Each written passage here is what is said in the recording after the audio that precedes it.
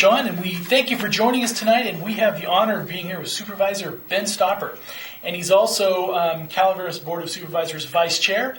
And we were talking before we got started on subject matter. We know the COVID stuff. We know all the stuff that that we know that's on top of everybody's mind, but we were trying to think about what might be useful for this half hour for people, and I think maybe what some of the silver linings may be. We know there's going to be the short-term, huge budget holes. There's going to be some real problems we have to face.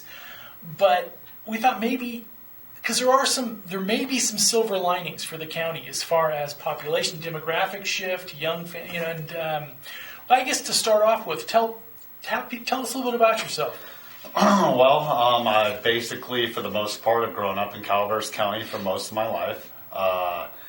I've been involved. I have many children, grandchildren. How many? Not just me. Well, I just one mine, three stepsons. Okay. And then now we're up to the point of 5 grandchildren at this point. Congratulations. So, yeah. And they all live in Calaveras County. So. Oh, very cool. Yeah. So you know all the school district stuff intimately and all the rest of that stuff. Very much been involved for quite some time. And, yes. And so, I got involved with the school district thing quite a few years ago, and, that got me talking. And then eventually I progressed into the planning commission seat in 2016 for a short term, filling in for someone who had resigned priorly. And then, a few more years later, I stepped it up to Supervisor District 5, Calaveras County. Congratulations. Now, when's your term in? When are you? Let's see, 2023. Okay. So, all right. So I got a couple more years, 2.5. We'll see, providing there's no recall in the near future. Right. Well, that's that side of the county. They just resign. Yeah. That's people understand as politics is it's a sport down there as far as it's. It's a roller coaster. For sure. I guess one of the things is what's one of the things that, since you've been in public life, is you're most proud of? What is some of the things that you would like? I mean, do you think that what's? Well, honestly, more of my volunteer time in this classroom. Okay. Working with the kids, building relationships with them. That also just being a member of the community and be able to talk to people and listen to them. More often than not, when people have complaints, when you sit down and listen to them, they're more thankful than, as opposed to me arguing with them or trying to tell them the right way. Right. They want to be heard first. Right. And, that goes hand in hand with teaching, listen, find out where someone's coming from, and, listen. So. Yeah. But what we talked about before the camera started rolling a little bit on the COVID stuff is we were talking a little about demographics. What are you seeing in your district now as far as is a shift? I mean, what are you seeing?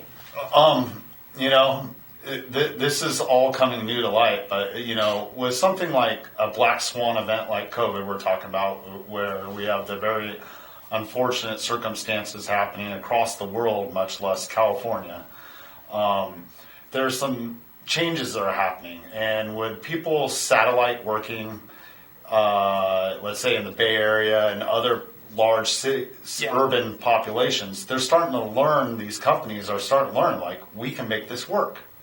So we're getting more and more people moving up from, let's say, the Valley, the Bay Area, and other places that want the rural style of life, right, and are able to make that money that they were in the city without the expense. And we're seeing a large volume of that type move into our area. And it's not necessarily just retirees anymore. Right. It's bringing a younger age in. Now, that varies, and we don't have all the numbers yet. But I'm getting a lot of good input on the fact that we're getting a larger population moving in than is moving out.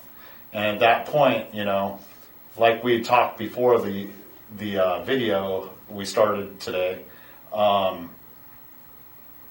we lost a lot of population in 2007, Yes, we did. 2008. Yes, we did. Within a few years. And it was all young families. It was a lot of us have talked about this, is that it was brutal because it was the young families that they had to leave. Mm-hmm. I mean, there was nothing, they couldn't support them. They had to go. Right. And, yeah. I mean, I've worked in the construction industry, and a majority of those did. Yeah. Back then. I mean, Calaveras County was flourishing with the building industry. Mm-hmm. And that just fell off the deep end. Yes. And there was nowhere to go except for out of town. And it came to a certain point where some people can make ends meet, and they left. So our population literally dropped by close to 15,000. I never thought I would see that change in my life. But now, looking at what's going on, we may make that back in a very short amount of time. Time will tell, but we're seeing a mass migration right now. As far as on the construction side, for the last 10 years, if there was construction, it was onesies, twosies. It was, the remodels, the one, a custom home here or something. What's happening in your district, in that side of the county right now? You're seeing some really nice developments going. There's some development going on. Let's see, they finished Woodgate Estates not too long ago, which is in my district, and Olive Orchard Estates about 3 years ago. Those are a pretty substantial impact, and right now, it's just across the line from my district and District 1, but they're doing Gold Creek Phase 3, which brings in another 170 units, which is another 170 homes. And I foresee not only that, but that's happening in other districts also, where people are buying up bare land that because they can't necessarily buy the home that they want, so they're going to build the home that they want.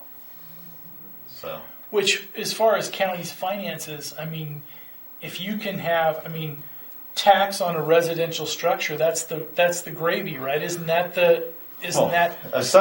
Assessed taxes is what mostly carries Calaveras County. I mean, we don't have necessarily the business other counties do. I think that's changing slightly with time, and people are getting more comfortable in Calaveras County and investing more. But COVID being this type a year, it comes down to it. Assessed taxes are our gravy for Calaveras County. I guess the question in that is, I know that there's a lag as far as assessments and stuff. I mean, you don't get the money immediately. You don't see it for a few years. But if we look out budget wise, 3-4 years, it actually starts looking better, right? Isn't that, or no? I would tend to agree. With people buying like they are, this is driving the housing market because we're pegging it all the higher pricing. And as you know, someone that bought 30 years ago in Calaveras County is only paying on that base year value plus 1 or 2% per year, depending on how it's done at the assessor's office. So when someone comes in and buys that house for $500,000-$600,000 today, that's their base year value, as opposed to $100,000 or $40,000 back in the 1980s. So absolutely, that drives up the taxes. At the same time, more building and everything brings in more revenue for, let's say, CUSD has a certain amount when they build the new homes that goes towards more infrastructure for the kids. Right. So that helps them out. Those 170 units in Gold Creek Estates helps out Calaveras Unified School District.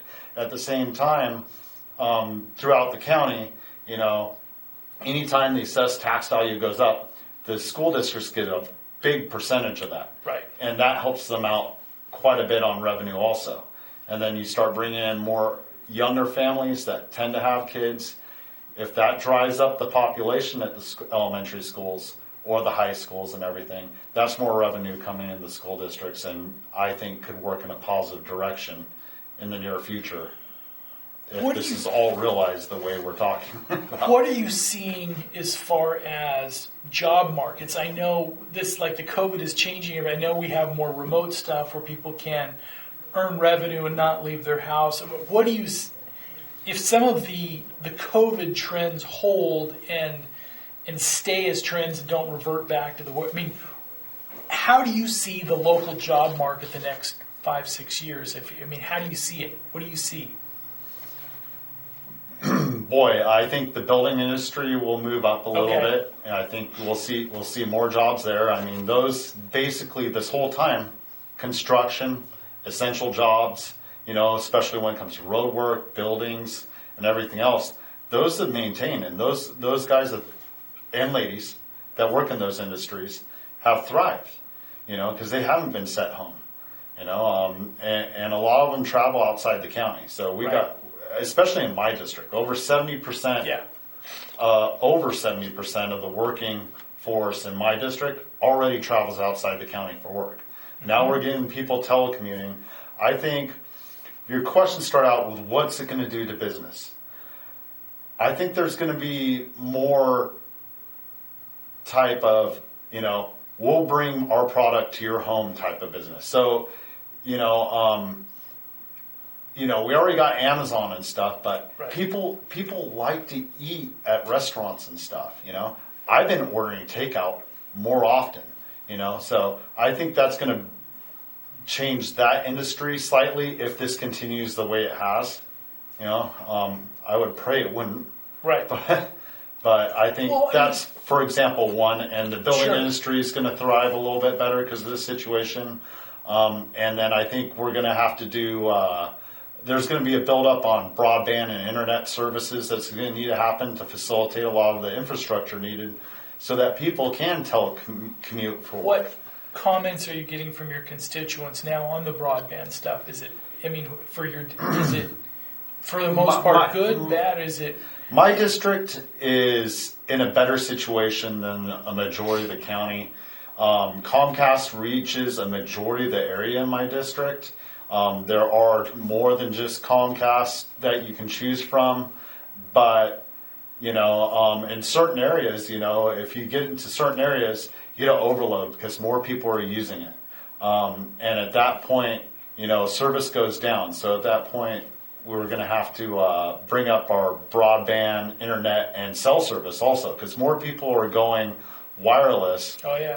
And I use my hotspots all the time, whether it be Verizon or AT&T. It's extremely valuable to me. And you get certain times where everyone's using it at the same time, you start losing service. I'll give you an unexpected thing, and this is more District 3 stuff, is typically, on a non-holiday weekend, the Verizon tower up in Arnold is pretty speedy. It's a good, but now it crawls. As far as data rates and stuff, because it's basically, we were talking to some of the EMTs and the fire from the district up there, and all summer long has been like every day's 4th of July weekend. It's been an interesting. I've been on the phone with people at noon on a weekday. Yeah. And I can't have a conversation with them on their cell phone.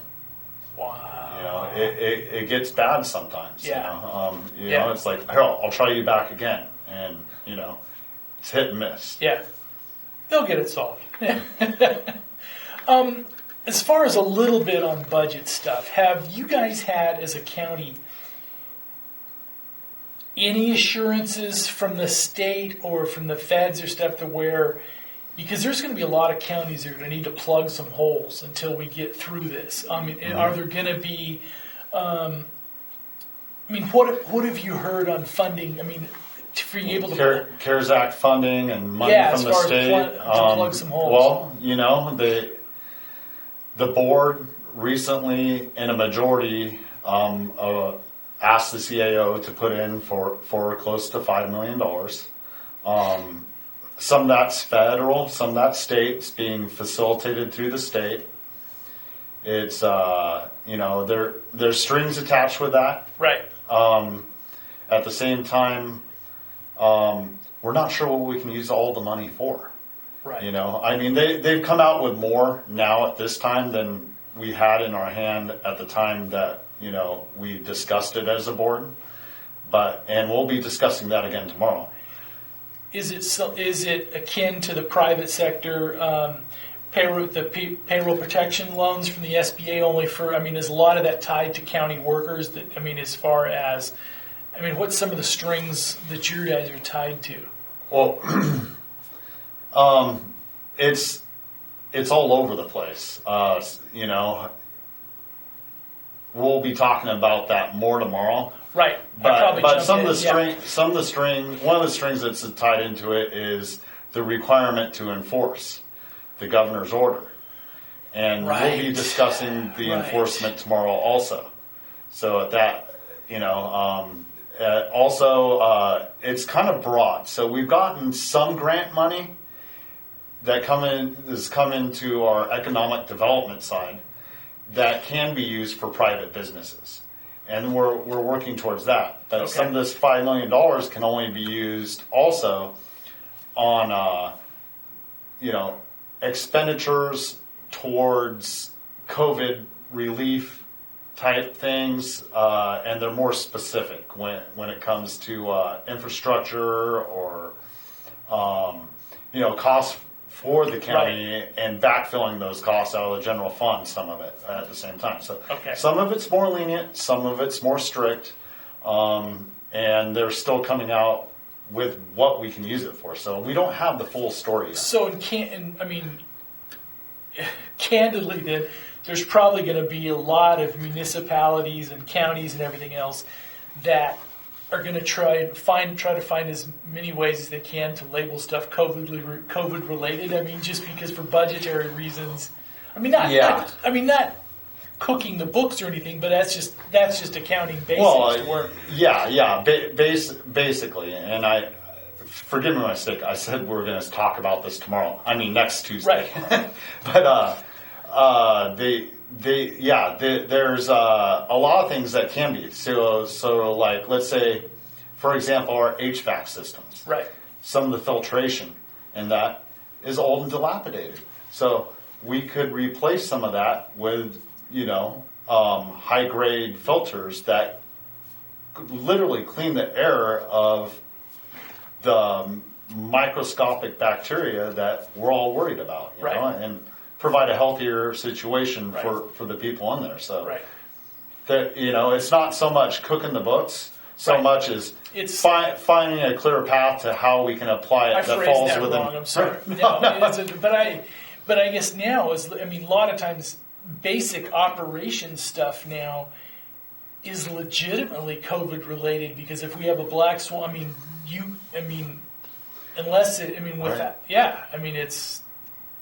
it is. It's a black swan event. It blindsided the world. Yeah. We're reacting, not so much proactively as reactively. And it's, the news is different tomorrow. Sure. Right now they're saying the numbers are starting to fall down in California a little bit, which I find positive. But I can't promise you that tomorrow they aren't going to spike back up. Nobody knows. Nobody knows. And that's been the frustrating thing covering this a little bit from the news side on my day job, is that, people that, the people who always say, oh, this, there's no experts on this. Nobody knows, because this virus is going to behave how it's going to behave. Here's one thing is, I work in the water and wastewater industry. I'm somewhat science and engineering. Yep. And everyone's like, trust the science. Well, science is theory, hypotheses, trial and error, and then when you get error, you recycle again, and then you come to conclusion. We're in the trial and error phase. Yep. So, there's not an exact science to it. Not saying that science doesn't have background in it, but, we're still learning. Yeah. And we need to be cognizant of that. Yeah.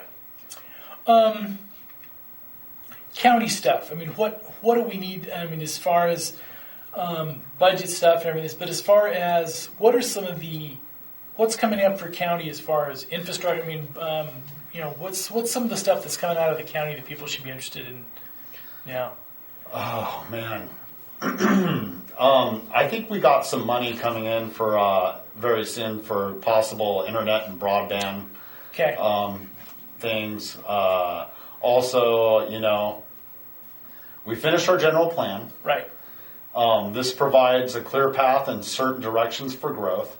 I think we're going to see, we're seeing a lot more trust from businesses. How that looks in a year of COVID, I can't tell you. Right. But I just prior to COVID, I was seeing a lot more, not just trust, but confidence in Calaveras County in people, and hearing a lot more requests. So I think, we can keep our rural lifestyle, which we all appreciate. At the same time, with a certain amount of growth in the right direction, I think we're starting to see it.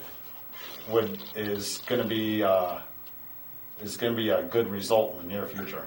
The obligatory cannabis question. It looks like that, in some ways, has that settled down? Do you think, as far as as far as both sides of the issue, is a little bit to where it's something where most people can deal with it? I mean, now, as far as have the adjustments they made, is getting it out of residential and some of the other stuff? I think we made great strides as opposed to the 2016 urgency ordinance to addressing those. So I'm fairly confident with what's put forward when it comes to, look, Rancho Calaveras had quite a few grows in it that, commercial grows in it back in 2016.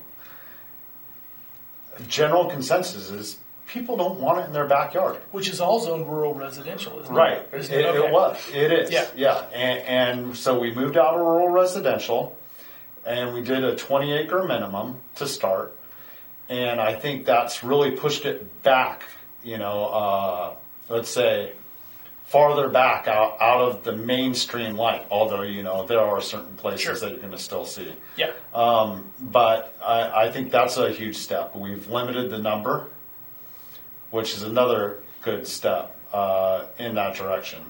There's going to always be two sides of an issue. Of course. That said, there are plenty of people that are never going to be able to live with it or appreciate it. Yeah. And that's their right. Yep. Absolutely. I think the board did its best to be able to push it back from a majority of those people's backyard. When I campaigned, I was fully honest to my constituents when I knocked on doors. I was just like, look, this is how I see it working out, and it's pretty much how it ended up working out. And people were like, well, I was originally for a ban.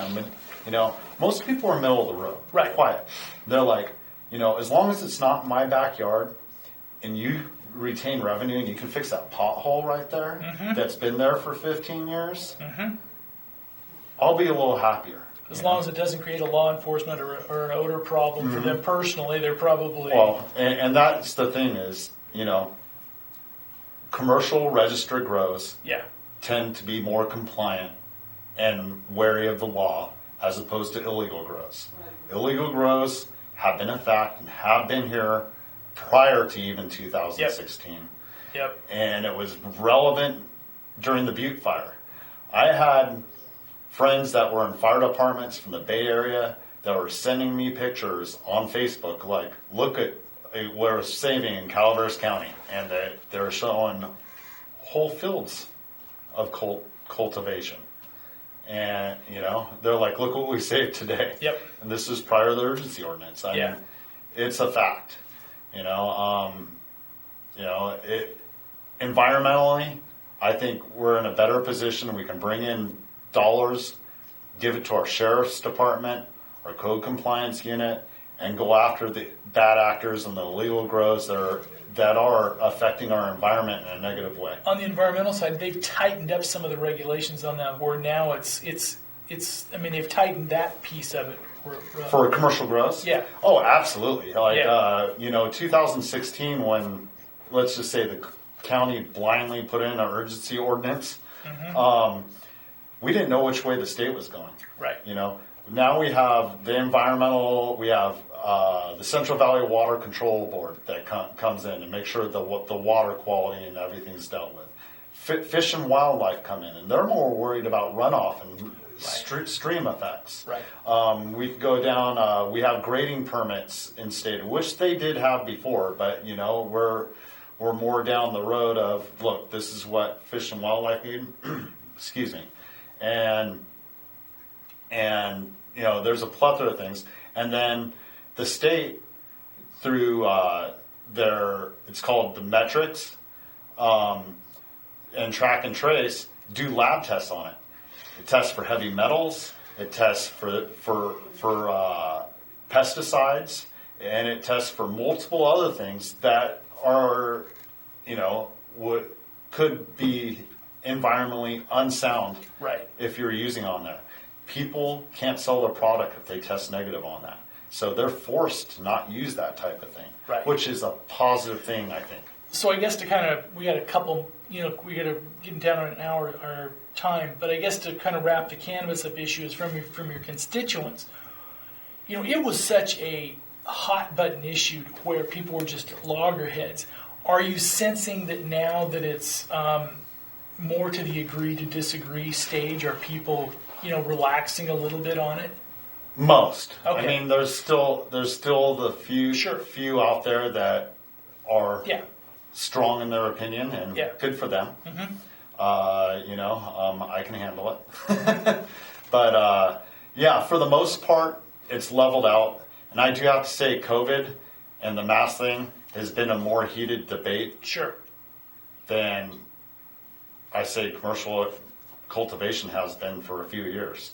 Yeah. So I think that's also been part of the change. We're getting to wrap this thing up. As far as for your district and for the county right now, what's the state of things? I know the COVID stuff none of us really know, but as far as do you see some good spots? As far as in all the dark stuff, are you starting to see that a little bit, or? I think the growth. Yeah. That we discussed earlier. I